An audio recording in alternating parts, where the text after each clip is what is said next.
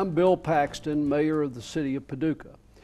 And over the many years that we've been doing this show called Quality of Life Matters in Paducah, I've told you all the different things that quality of life can be.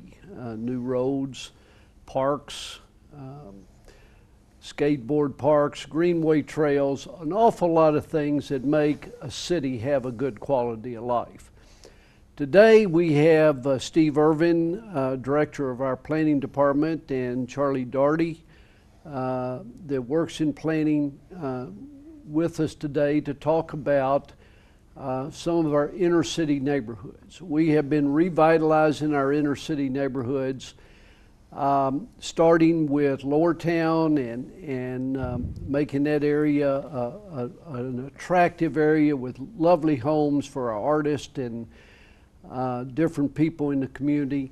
And we have now started on our Fountain Avenue project, which goes from 13th Street to Fountain Avenue. And we are revitalizing those homes to try to get people back into some of our inner city neighborhoods to enjoy a new home or a renovated home. And so I wanted to talk a little bit about that today. So Steve, Charlie, it's good to have you all thank you. It's nice here to be here today. Thank you very much. This is an exciting time for Paducah with this Fountain Avenue project. Steve, why don't you tell me, tell the audience, what are our goals of Fountain Avenue? Well, I think the big goal is to bring the neighborhood back to the point of where it was at, let's say in the 1920s, where you had a healthy neighborhood, the houses were well kept, you had a very diverse neighborhood. But beyond that, we have another larger set of sub-goals that I refer to as the elements that look at zoning, neighborhood character, community policing, code enforcement. All those different subsets were brought together by a series of public meetings that we had early on with the neighborhood. We had 8 public meetings, and we actually asked the neighbors 3 sets of questions. What do you like about the neighborhood? What do you dislike about the neighborhood? And what do you think would make the neighborhood a better place? And from those meetings, we got a long list of answers. And then we created a bunch of goals based upon what the neighborhood wanted to see happen in that neighborhood. So, Well, give the TV audience a little bit of an idea of what the condition of the neighborhood was when we started this project. Well, at the beginning, we saw a very high rental rate. Maybe 75% of the houses down there were rentals that had fallen into disrepair, a lot of deferred maintenance. So about 25% were homeowners who had invested in it. And so it was fairly high crime. It kind of like Lower Town was before we started down there. It was kind of a rough neighborhood. And over the last 4.5 years, it's basically flip-flopped. We have more like 60%, almost 70% homeowners now, and the rentals have dropped down. This is from enforcement of codes, and just, you know, it's really transformed in that sense. But in the beginning, it was very rough. yeah. Part of that was from also, we did an inventory of 310 parcels, I think it was, and our existing inventory told us that 80% of the structures were dilapidated or in disrepair. So very high rate of people, of the homes not being taken care of. 80%. Right around there. The City Commission has determined that home ownership is one of our goals because people, we think, are better citizens. They keep their property in better shape if they own their own home, and that is the goal that we're trying to accomplish both in Lower Town and in Fountain Avenue. In the Fountain Avenue neighborhood, we are renovating homes, but we're building new homes on lots that are available, and we're also demolishing some homes when we have to. Right. So why don't you all give me a idea of what the process is in determining what homes should be demolished or not? Okay. Each year we go through a prioritization process of looking at the homes that we have in our inventory, meaning owned by the city of Paducah or urban renewal, and make decisions on if some of those homes need to be demolished. That's really based upon what is the possibility of the structure being rehabbed. Has it lived past what we think its economic life? If we do pick a few of those homes that we recommend for demolition, before demolition can happen within the Fountain Avenue neighborhood, there's a 3-step process that has to happen. The first is that urban renewal board, the actual owner of the property, has to approve the demolition. After that, it has to go before the Historic and Architecture Review Commission, which has purview over this neighborhood. They have to approve the demolition. And then after that, there is a third committee, the Demolition Control Board. So yes, each year we do have some demolitions, but we do also have quite a bit of oversight when those demolitions happen. This last fiscal year, there were 4 structures taken down that were in a state of repair that we thought was beyond its economic life. Plus a couple old garages too that have been falling down. That And those demolitions, we think it, reduces blight, it increases the aesthetics of the neighborhood. Has a lot of positive aspects that come from that also. Well, I took a tour with both of you gentlemen yesterday, and we looked at some of the homes that you all were thinking about demolishing. And you go to a great lengths to try to salvage a home if you possibly can. Right. But there's some homes that are just going to be better off to be demolished, have a lot available to build a new home. Right. So I commend you all for doing that. Obviously, this Fountain Avenue project includes 17th Street and Lang Park and a beautiful area with boulevards and a park area. What are the plans to improve the boulevards and the Lang Park Circle area in the future? Well, there is some schematic plans that have already been developed for Lang Park. As funds become available in the future, we'd like to see improvements to that park. It'll probably be more of a passive type of park, not a lot of active recreation areas. So that's some point in the future. What we plan on doing this summer is implementing the first phase of the actual boulevard section that runs from Martin Luther King to Jefferson Street. We have a schematic landscape plan for that entire stretch, and phase 1 will include a new plaza on Fountain Avenue and Martin Luther King that will include a water fountain, some seating areas, landscaping, and an entrance sign welcoming people into Fountain Avenue. So we're finishing up our final design on that. Hopefully we'll bid that out in the next month, let's say, and have construction this summer. So that area will be even more attractive than it currently is. Yeah. It'll be more open for children to play and ride bicycles and swing on the swings and all the neat things that you do there. We notice our main goal of the City Commission and the staff of the city is to improve crime. And so I know that crime has come down in that area since we've started that. Charlie, you want to talk on that? Sure. The crime rate was high. It's dropped over 50% across the board since 2008, I believe.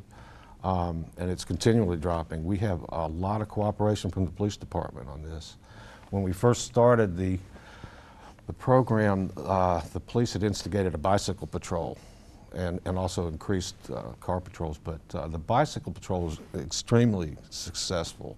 It was a lot of community interaction. The police officers got to know the residents and the trouble spots and hot spots. And that was eventually phased out as the crime rate dropped. But they're going to be bringing that back in this summer. I've talked to the chief about that. But the police department has been really responsive to any problems that we might have down there. And it's been great. And it's a big part of why the crime rate has dropped. Also, I just want to remind the TV audience that the city of Paducah in the 1960s had a population of 36,000 people. Today we have a population of around 26,000 people. A lot of people have gone out to the county to build new homes. That's where the land is to build the subdivisions, and so consequently we are losing population. By revitalizing our inner city neighborhoods, this allows people to come back, Maybe when they're starting out with a family, or when they're retiring, they want a smaller yard, they want less house to take care of, and they want an area that is convenient to downtown, convenient to the grocery stores, convenient to everything. Right. And this Fountain Avenue neighborhood is that. So that is the reason we're trying to do that. Let's talk about the incentives that the city offers and talk about that just a little bit. Sure. The most successful program that we have right now is an incentive for major rehabilitation or new infill construction. If the city has an inventory right now of about 37 lots, if someone was to come to the city and get a lot transferred to them and want to have new construction built upon that lot, the city has a 5-year forgivable loan that helps up to 10% of the construction cost of that home, not to exceed $20,000. For the existing homeowners that lived in that neighborhood at the adoption of the plan in 2007, if they are going to be putting in a minimum of $50,000 into their property, there's a 15% incentive. Those are the local incentives. And of course, we have many other programs for qualifying individuals as far as some state assistance through what's referred to as GAP or home financing. So right now is a great time for someone to rehab a home or build a new home within the neighborhood, because that 10% down has been quite attractive for people, especially young professionals, as they want to maybe move into their first home. I was Go going to ahead, say we Charlie. also have another program that's the homeowner assistance program, where existing residents in Fountain Avenue, if they expend over $25,000 on a rehab, can get assistance from the city, up to 1/3 of the costs. But they need to spend over $25,000. It's for major rehab, so that's another good incentive. Well, the point that the audience needs to understand is there's lots of incentives, lots of ways that you can have one of these homes at a reasonable price. And so if anybody out there would like to find out more about it, you can pull up the web page, the city's web page, and or you can come down to City Hall and these gentlemen will talk to you.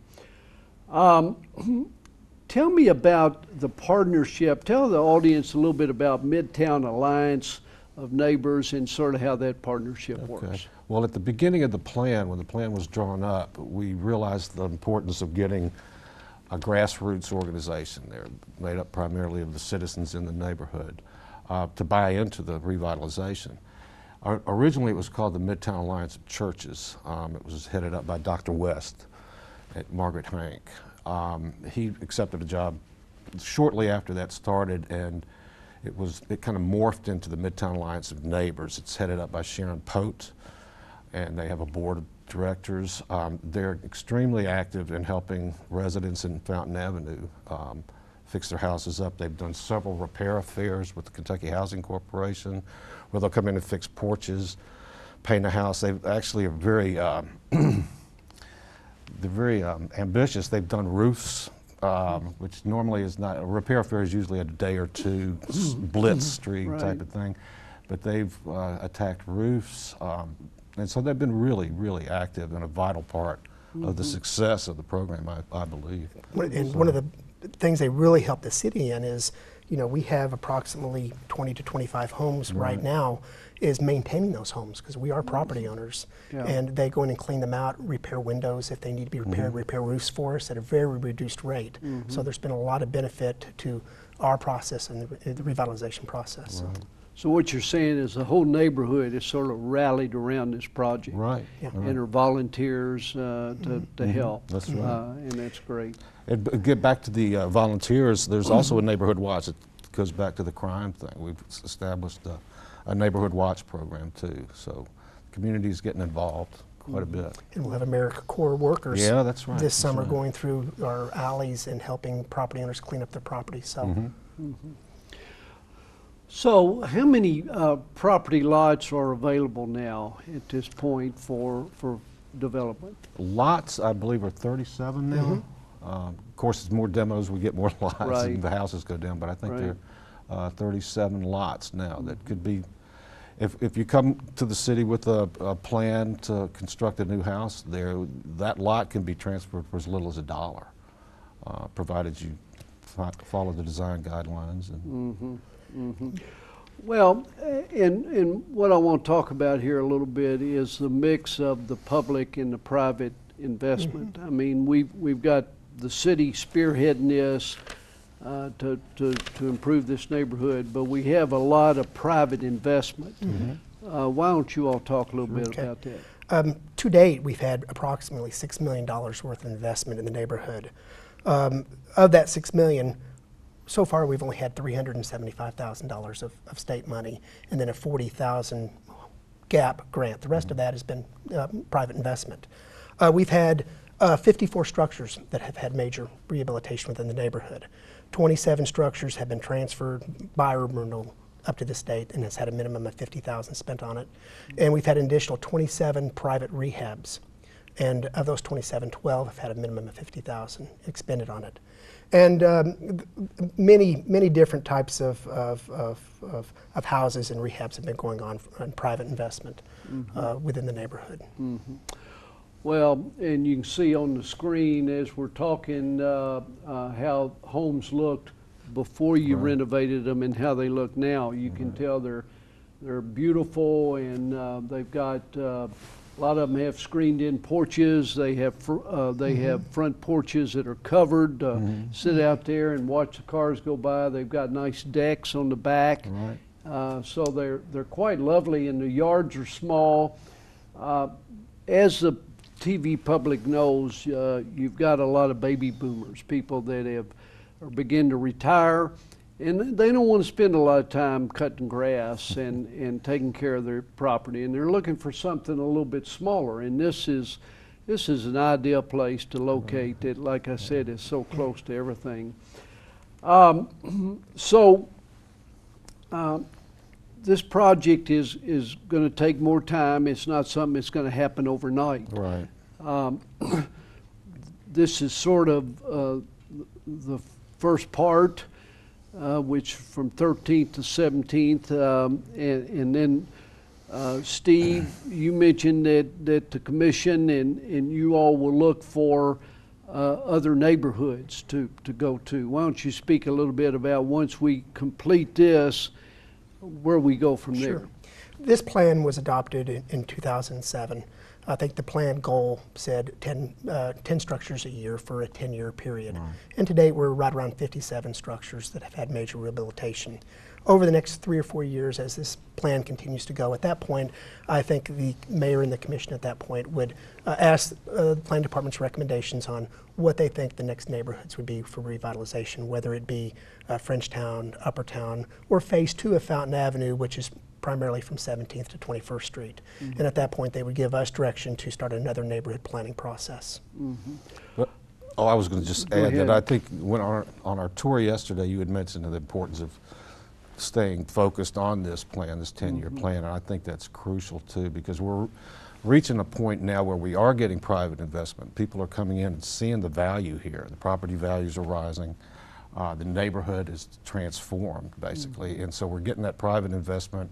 And if we just keep on the path, I think for the next 4 years or whatever, the end of the plan, it's going to really, that kind of inertia is going to take over. Right. And because it's a pretty big area. Yeah, it is. Not only from 13th to 17th, but from Park Avenue to Jefferson. Alley behind Jefferson Street. Yes, sir. Yeah, to the alley behind Jefferson. So it's a big area, lots of houses there. And so what I told Steve and Charlie yesterday is we've got to stay focused. We've got to keep this going, because the longer we keep it going, the better it's going to get. You know, it makes me feel good. I will just say this, to see this neighborhood transform.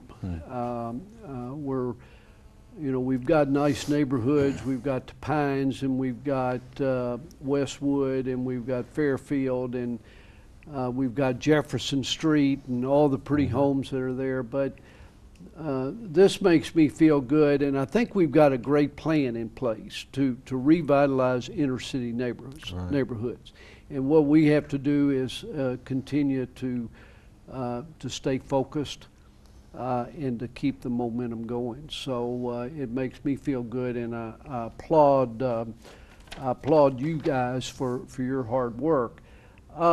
Let's talk a little bit about the design review process. Steve, you want to kind of brief the public on that? Well, I think early on we made a decision that we wanted to pay extra attention to details. And for instance, the new infill construction, the new houses that we built in there, we had all those houses designed locally to fit into the neighborhood. We actually drove through the neighborhoods at the time period, 1920s, 1930s, looked at the details, and then came up with a set of house plans that actually fit into the neighborhood. So when you're driving through, it's complementary. We think it's going to bring property values up. Very important. Also, we do have a design review board that does have some purview over it. It's not as stringent as Lower Town, but that's to make sure as reinvestment happens, reconstruction, rehabilitation, that is done complementary to the rest of the structures in the neighborhood. But, which is very important. Throughout the neighborhood, though, we're just trying to pay attention to the small details because we do think those are important. Well, the city is aware that a lot of the streets need work, a lot of the curbs and the gutters and the sidewalks need work. Obviously, we've got a limited budget on and we have to spend money throughout the city, but Rick Murphy and his team are aware that we need to do some work on the streets and the curbs and gutters, and that's going to be a big improvement. That'll be a huge improvement. It really will. People will be able to push their babies on the sidewalks. They'll be able to walk on the sidewalks, ride their bicycles on the streets. And so the city's in process of doing some extensive work on that. That's one of the great things about the neighborhood. You see that now, bicycles, people walking the sidewalks. It's convenient to everything, public transportation, hospitals, you name it. Downtown is only 13 blocks away, the river. So it's really got everything going for it, I think. Yeah. We do also have a website just for Fountain Avenue. It's fountainave.com. That anybody can get on and look at the houses and look at the process for obtaining a house. And also the planning department's the contact at 444-8690. So. Now, mention that website again. Fountainave.com. Fountainave.com for everybody to pull that up. And so what closing comments would you all like to make about Fountain Avenue, and anything that we haven't covered that you all would like to mention?